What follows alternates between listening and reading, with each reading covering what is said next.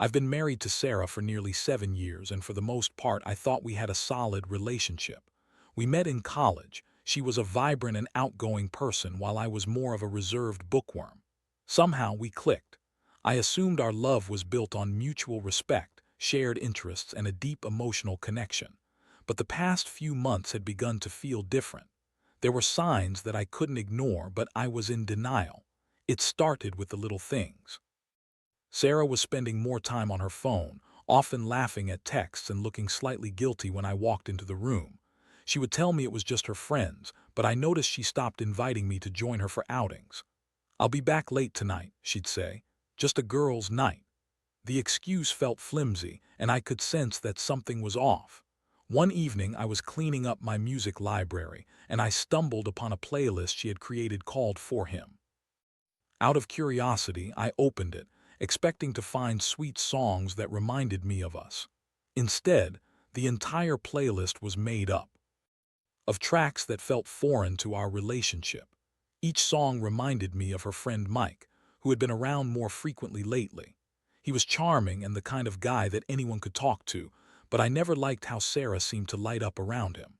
I brushed it off as paranoia, telling myself I was being ridiculous, but my gut was screaming at me. The real kicker came when I accidentally found a series of texts while borrowing her phone to look something up. I didn't mean to snoop, but when I saw messages from Mike that read like they were straight out of a romance novel, my heart sank. "I can't stop thinking about you," one said. "Can't wait to see you again." My stomach twisted into knots. In that moment, the world around me faded, and all I could hear was the deafening silence of betrayal ringing in my ears. When Sarah came home that night, I had to confront her. My heart raced as I paced in the living room, rehearsing how I would approach the situation. When she walked in, I could see that she was blissfully unaware of the storm that was about to be unleashed. "Hey babe, how was your day?" she asked, her voice dripping with cheerfulness. I felt a pang of anger at how easy it was for her to act so normal. "Sarah, we need to talk," I said, trying to remain calm despite the whirlwind of emotions inside me. She raised an eyebrow, sensing the gravity in my tone, and plopped down on the couch, looking at me expectantly. "What's up?" I took a deep breath, letting the words spill out. "I saw the texts between you and Mike. I saw your playlist too. What the hell is going on?" For a moment her face went pale and I could see her mind racing. Instead of fessing up, she shot back with defensiveness. "Oh, come on, you're blowing this out of proportion. Mike is just a friend, and the playlist, it was for a project I was working on." "Really? A project? You expect me to believe that?" I couldn't help but scoff. "It sounds like you two are way too close for comfort." The confrontation spiraled from there. She hurled accusations at me, claiming I was paranoid and insecure. I couldn't believe what I was hearing. The woman I thought I knew was unraveling before my eyes, and her bitchy demeanor made my blood boil. Each lie she spewed felt like a dagger to my heart. No longer was she the sweet person I fell in love with, she had become a stranger. As the argument reached its peak, I could feel my world collapsing around me. I went from shock to anger to a deep sadness all at once. I loved this woman, yet here she was, betraying everything we'd built together. How did I not see this coming? How could she so easily demolish our life together with her deceit? I spent that night tossing and turning, replaying every moment in my mind. How had I let things slip so far? I felt like a fool, and a sinking feeling of betrayal consumed me. This was only the beginning of a long emotional journey that would change everything for both of us. The days that followed the confrontation were a blur. I walked around in a daze, my mind racing with questions. I couldn't focus on work. I lost my appetite. Friends and family noticed. Something was off, but I wasn't ready to spill the details. I was drowning in a sea of confusion and hurt, grappling with the reality that the woman I loved had betrayed me. Sarah, on the other hand, tried to act as if nothing had changed. She was still putting on that facade of normalcy, trying to engage me in conversation about mundane things like the weather or our upcoming weekend plans. It made my skin crawl. How could she be so nonchalant after everything that had happened? I wanted to scream at her, to force her to feel the pain I was experiencing, but I held back. I was still trying to gather my thoughts and determine what my next move would be. One evening, After another failed attempt at conversation, I went for a walk to clear my mind. It was during that stroll that the plan started taking shape. I knew I couldn't continue living in this state of uncertainty. I needed to confront Sarah again, but this time I would do it with strategy. If she was going to lie to me, I would force her to face the truth in a way that she could escape. When I returned home, I pulled out my laptop and began gathering evidence. I dug into our shared accounts and social media, looking for anything that could help me understand the extent of her betrayal. I went through her texts with Mike, reading them over and over, trying to find any hint of emotional intimacy that I had missed. It was clear that their relationship was more than just casual. It was charged with a connection that I couldn't comprehend. After reviewing the messages and their timelines, I made a shocking discovery. There were plans for them to meet up again this weekend while I would be out of town for a work trip. The realization hit me hard. The timing was too coincidental, and Sarah was indeed lying. It fueled my anger, but also gave me the clarity I needed to put my plan into action. I decided I would arrange to come home unexpectedly. I would surprise her and catch her in the act. I felt a mix of dread and exhilaration at the thought. It was cruel, but I wanted her to see the consequences of her actions up close. If she thought she could sneak around behind my back without any repercussions, she had another thing coming. The day before my scheduled trip, I texted my boss, claiming a family emergency that required me to return early. I had to ensure that Sarah would be completely caught off guard when I returned home. My heart raced as I set the plan into motion, every detail swirling in my mind. I had never felt so conflicted. Part of me wanted to just walk away and never look back, but the other part yearned for closure, for her to face the truth of what she had done. That evening, I packed a small bag, pretending I was still going on the trip as planned. As I packed, I rehearsed what I would say to her. Would I yell, cry? Would I be calm and collected, or would I lose it? I didn't know. All I knew was that I needed answers. The next morning, I got up early, ready to follow through with my plan. I drove to a nearby cafe, and as I sat there sipping coffee, I felt a strange sense of empowerment. I was finally taking control of the situation, instead of letting Sarah dictate how I felt. I couldn't ignore the betrayal any longer. 2 hours later, I pulled into our driveway, my heart pounding as I approached the front door. I took a deep breath and opened it, steeling myself for what was about to unfold. The house was silent, and I called out for Sarah, my voice echoing in the emptiness. She wasn't home yet, but I didn't have to wait long. Within minutes, I heard the sound of the garage door opening. I took a deep breath and braced myself, ready to confront her with everything I had uncovered.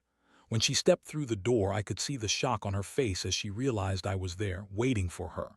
"Hey, you're back early," she stammered, her eyes darting around as if searching for an escape. "Yeah, we need to talk. Sit down." My voice was steady, but inside I felt like a storm was brewing. The moment I said the words, I could see her calculating her response, trying to figure out how to spin this. But deep down, I knew this time would be different. I had the evidence, and she would have to face the truth.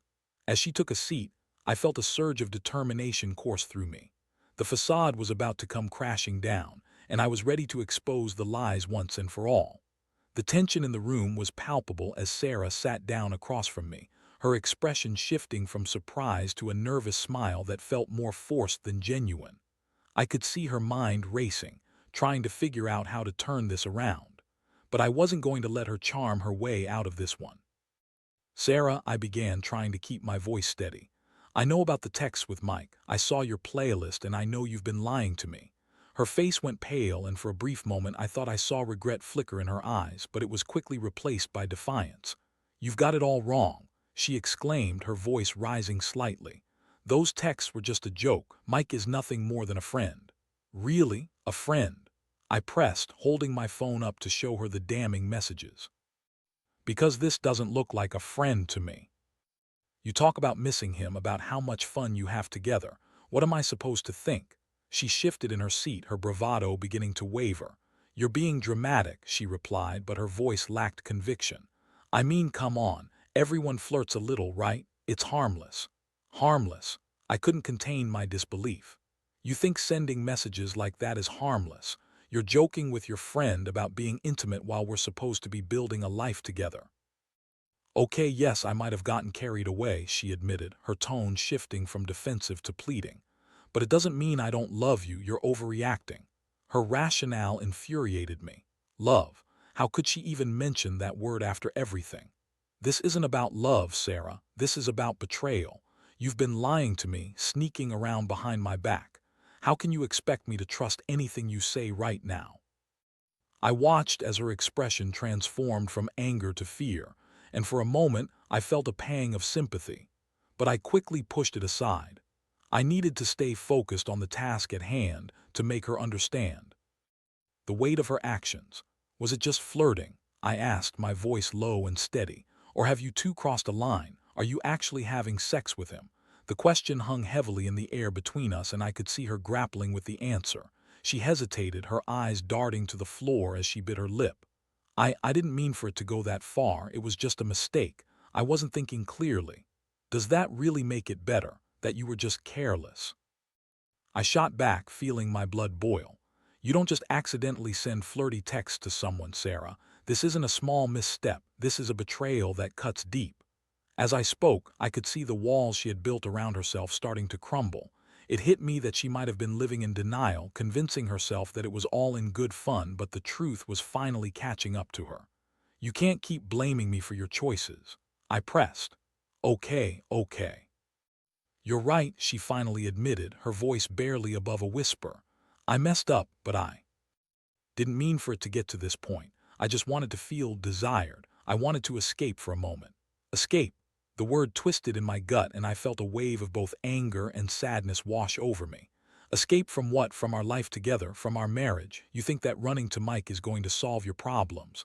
I never wanted to hurt you, she cried, tears welling in her eyes. I was feeling so lost, and Mike was there to listen. I thought it was innocent. I thought I could handle it. In that moment, I could see the cracks in her facade, the vulnerability that lay beneath the surface, but part of me was still furious. You thought it was innocent. You thought you could handle it. You made a choice, Sarah. You decided to turn to him instead of coming to me, instead of facing our issues together. I know I should have talked to you, she said, her voice trembling. But I didn't think you'd understand. I thought you'd just brush off my feelings. Of course I want to understand. I nearly shouted. But instead of giving me the chance, you chose to betray me. You chose to go behind my back and get tangled up with someone else. That's not something I can just overlook. Her tears began to flow as the reality of her actions finally settled in. I watched as the bravado melted away, exposing the raw pain and regret beneath. But even in that moment of vulnerability, I felt a growing anger. I had given her my heart, my trust, and she had shattered it. Sarah, I need you to be honest with me. Are you still seeing Mike? Are you planning to meet him again this weekend? She hesitated, the hesitation speaking volumes. No, I swear, I canceled. I promised him I needed some time to think, to figure things out. I just wanted to sort through everything before making any decisions. I felt a mix of relief and frustration. Part of me wanted to believe her, but I also knew that trust was a fragile thing. Decisions about what? About us. You have to understand that this is going to take time. I can't just pretend that everything is okay, and I refuse to be the fool who lets you walk all over me. I know, she said, her voice breaking. I'm so sorry. I want to fix this. I want to work on us. Fixing this won't happen overnight, I replied, my voice softer now. It's going to take time, and I need to see that you're serious about making amends. But I'm not sure I can just forget about this. This betrayal is etched in my mind. As the tears streamed down her cheeks, I felt a flicker of sympathy for her. But the wound she had inflicted was still too fresh, too raw. I needed to think about my own healing, my own heart.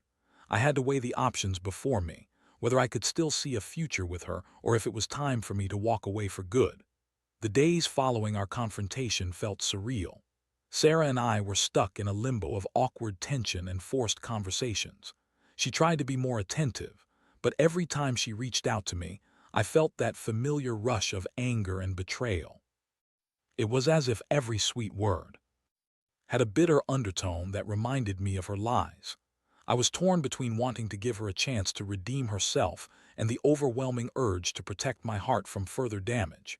As the weekend approached, I couldn't shake the feeling of dread. I knew I had to make a decision soon, and it weighed heavily on my mind. I felt like a pendulum swinging between hope and despair, oscillating between the desire to save our marriage and the instinct to run from the hurt. On Friday night, I found myself sitting alone on the couch, scrolling through old pictures of us. I came across one where we were smiling at a sunset during a beach trip, pure joy frozen in time. It was a stark contrast to the chaos that had invaded our home. I felt tears prick my eyes, but I quickly brushed them away. I didn't want to wallow in the past. I needed to focus on the present. That's when Sarah walked in, her arms full of takeout bags. "Hey, I thought we could have a nice dinner together," she said, her voice laced with nervousness. "Just us like old times." I looked at her and felt a twinge of both affection and rage. "You think dinner is going to fix everything?" I asked, my tone sharper than I intended.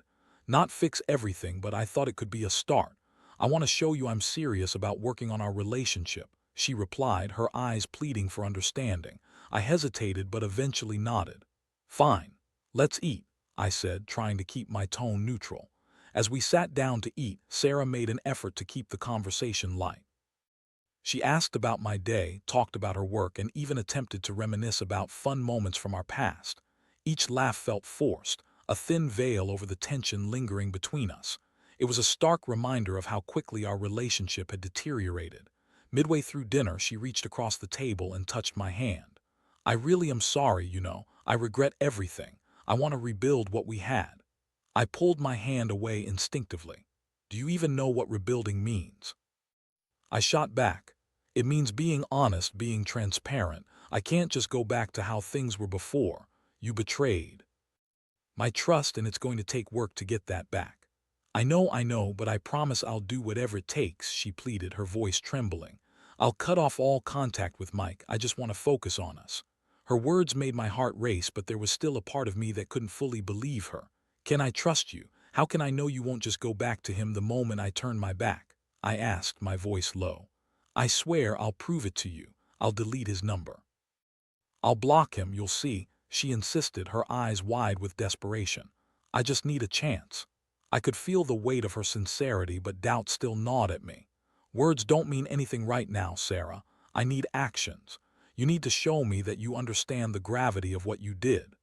The conversation shifted to the future, and she began outlining plans for us: a weekend getaway, couples therapy, and a renewed commitment to communication. I listened, nodding along, but inside I felt a growing unrest. This wasn't just about the two of us anymore. It was about the trust that had been shattered.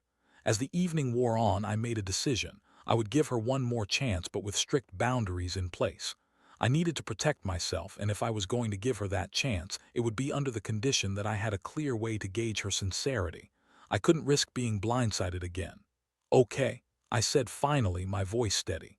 "I'm willing to try, but we need ground rules. No more secrets, no more lies. You have to cut off all contact with Mike, and you need to be open about everything, even if it hurts." She nodded vigorously, relief flooding her face. "Yes, I promise. I'll do whatever you need me to do." But as I looked at her, a mix of hope and doubt flickered within me. Could she really change? Did I want to believe her? I wanted to trust her, but the memory of the betrayal loomed large in my mind. That night I lay awake staring at the ceiling, replaying every moment from dinner, every promise she made. I felt exhausted, caught between the desire to rebuild and the fear of getting hurt again.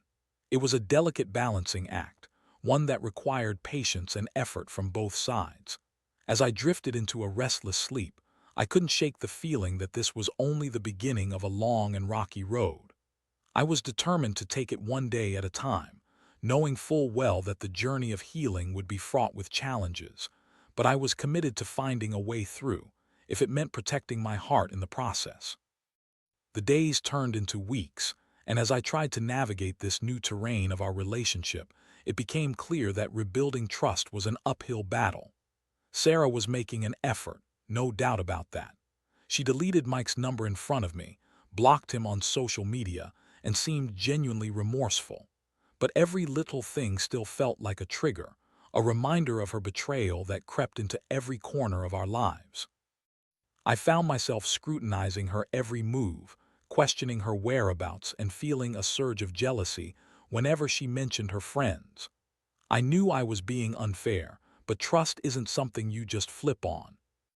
Like a switch, we had a long road ahead and I could feel the tension building as I struggled to let go of my insecurities. One Saturday, we decided to go for a hike to clear our heads and spend some quality time together. It was supposed to be a fresh start, us against the world. The sun was shining and the air was crisp as we walked side by side, but the silence between us felt heavy. "Beautiful day, huh?" she said, attempting to break the ice. "Yeah," I replied tersely, trying to focus on the scenery instead of the thoughts swirling in my mind. As we reached a quiet overlook, I sat down on a large rock, staring out at the view. "You know," I began, trying to keep my tone neutral, "I keep thinking about how we got to this point. It's hard for me to wrap my head around it." "I know," she said softly, sitting beside me. "I hate what I did. I didn't realize how much I was hurting you until it was too late." I looked at her, searching for the sincerity in her eyes. "You say that now, but I don't know if I can believe you. There's still this part of me that feels like you're just saying what I want to hear. How do I know you won't do it again?" Her face fell and she looked genuinely hurt. "I'm trying to show you that I'm committed. I want to prove to you that I'll change." As we sat in silence, I felt a knot tighten in my stomach. The weight of her betrayal was still so fresh, and I wasn't sure how to shake it off. I took a deep breath, trying to push through the discomfort. "What do you think we need to do to move forward?" I asked, genuinely seeking her input. "I think therapy would help us," she suggested tentatively. "It's a safe space for us to talk about everything. I want to understand why I made those choices, and I want you to feel heard." I mulled it over, surprised at how much I liked the idea. I had always been skeptical about therapy, but maybe it was what we needed to rebuild our connection. "All right, I'm open to it. Let's find someone who can help us sort this out." As we made our way back down the trail, I felt a flicker of hope. Maybe this was a step in the right direction. That night, we sat down together and researched therapists in our area. After a few hours of scrolling through profiles and reviews, we found someone who seemed promising, experienced with couples and infidelity issues. I scheduled an appointment for the following week, and for the first time in a long while, I felt a glimmer of optimism. But that feeling was short-lived. The day of our first therapy session arrived, and I was filled with a mix of anticipation and dread. As we walked into the therapist's office, a wave of anxiety washed over me. After a few minutes of small talk, we began delving into our issues. I was amazed at how quickly the conversation turned raw. Sarah opened up about her feelings of inadequacy, her desire for validation, and how she had allowed herself to be swept up in the thrill of attention from Mike. As she spoke, I felt a mix of anger and sympathy. I understood her struggles, but I was also angry that she had chosen to express them in such a destructive way. When it was my turn to speak, I laid bare my feelings of betrayal, confusion, and heartbreak. I told the therapist about the thoughts that consumed me, the sleepless nights, and the lingering doubts that haunted me. I watched as Sarah's eyes filled with tears, and for a moment I thought we were making progress. But then, something unexpected happened. During one of our sessions, the therapist asked us to discuss our expectations moving forward. I looked at Sarah, ready to hear what she had to say, but instead of the clarity I hoped for, she hesitated. "I want to rebuild, but I also want to make sure you're okay with everything. I don't want to push you away." "Push me away," I echoed, feeling a rush of frustration. "I need you to understand that this isn't just about you being okay. It's about us moving forward together. I can't be the one holding the weight of this relationship alone. You have to step up too." "I know, I'm trying," she said, her voice rising in distress. "But I don't want to overwhelm you. I want to give you space, but I also want you to see that I'm committed to fixing this." As the session continued, the tension built to a boiling point. I could feel my frustration bubbling over as we went back and forth, each of us trying to express our needs but getting lost in the emotional turmoil. In that moment, I realized how fragile the thread of our relationship had become. After the session, I felt drained. I couldn't help but wonder if therapy would really help us or if it was just another band-aid on a gaping wound. I needed time to process everything, and as I drove home, a sense of unease settled in my gut. I still loved Sarah, but could we truly recover from this? I had to confront the hardest question of all. Was it possible to rebuild trust, or had the damage become too profound? That night, as I lay in bed, I stared at the ceiling, replaying the day's events in my mind. A sense of uncertainty washed over me, and I knew that our journey was far from over. The healing process would be long and arduous, but I had to choose whether to fight for our love or start to consider the possibility of moving on. In that moment, I made a silent vow to myself. I would not shy away from the truth, no matter how painful it may be. I had to face whatever lay ahead. The following weeks were a whirlwind of emotions as Sarah and I navigated therapy. Each session was like peeling back layers of our relationship, exposing wounds that had been buried beneath the surface for too long. We delved into the reasons behind Sarah's actions, her feelings of inadequacy, and her need for validation. I slowly began to see the complexities of her struggles, yet the anger I felt toward her betrayal still simmered beneath it all. During one session, the therapist encouraged us to articulate our feelings openly. "This is your safe space," she reminded us gently. "Don't hold back." As we shared our thoughts, I felt like I was watching our marriage being dissected under a magnifying glass. I spoke about my feelings of betrayal, anger, and fear. Fear of losing Sarah, fear of being unworthy, and fear of being blindsided again. I could see the pain etched on Sarah's face as she listened to my hurt, and for the first time I felt we were connecting on a deeper level. One night, after a particularly emotional session, we sat in the living room, both feeling raw and vulnerable. "I know I've hurt you deeply," Sarah said, her voice trembling, "but I want to do everything I can to regain your trust. I've been thinking about how I can show you I'm committed." "What do you mean?" I asked, curious about where she was going with this. "I want to share my phone with you, my passwords, everything," she replied earnestly. "I want you to know that there are no secrets. If you want to see my messages, you can. I'll have nothing to hide. I just want you to feel secure."